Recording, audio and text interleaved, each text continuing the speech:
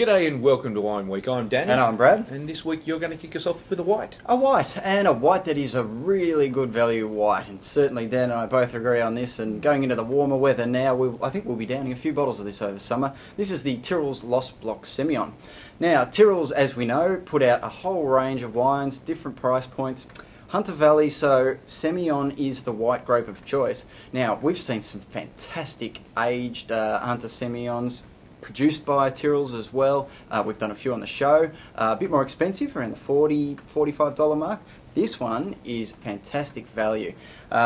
Recommended retail around the mid-teens, but you generally do, if you look out for it, pick it up on special a little bit cheaper than that. And look, with the warm weather coming, and they do say in Australia it's going to be a bit of a hot, long summer, this is the type of wine that goes really well with your fish and your lighter dishes, salads, things like that. So the Lost Block Semillon, a really good value white wine. Yeah, it is an absolute ripper. They churn out bucket loads of this, but it's just remarkable quality. You need to have a go at that one. Now, next one we're going to have a look at is one from Xabregas over in Western Australia. Look, this is the Show Reserve 2007 Shiraz. We've talked about how good 07 was for Margaret River. These guys, not so much Margaret River, a little bit outside of that. Mount Barker, great southern region anyhow. But 07, great vintage for that area of Western Australia. This is, I guess, the expensive brother for the Jimmy Watson shortlisted wine from last year. Look, the shortlisted wine was about 16 odd bucks. This is about 26 odd. When you're talking about a Show Reserve that's only kind of mid-20s, that's bloody good value, and this is a remarkably good wine. Opened this up recently, love it. It is big, very powerful, kind of those peppery sort of Shiraz notes that you're very used to, but it's just got so much flavour in it, gobs full of flavour in this one. 15% alcohol, so it's not exactly light on, but that really marries up well with just how much flavour's going on in this.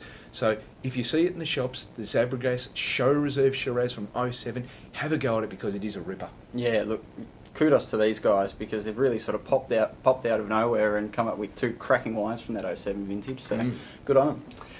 I'm going to finish this week with a sort of a special wine because my wife just got out of hospital having major shoulder reconstruction surgery, which wasn't very nice for her at all. And this is one of her favourite wines, so I thought we'd have a look at it. And look, let's be honest, it's one of mine too because it is a D'Arenberg, and they produce so many fabulous wines. We've done probably half a dozen to a dozen over the course of the last 3 years.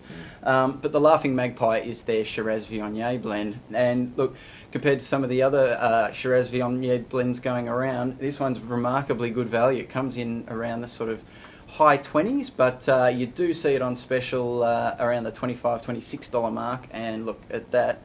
It's one of those wines that probably 3 or 4 years ago really started pushing that Shiraz Viognier out into the mainstream. And look, it only has that tiny dollop of Viognier in it, but it just gives it that little bit of a different character, bit of an apricot note to it as well. But the Shiraz really shines through, and they complement each other beautifully.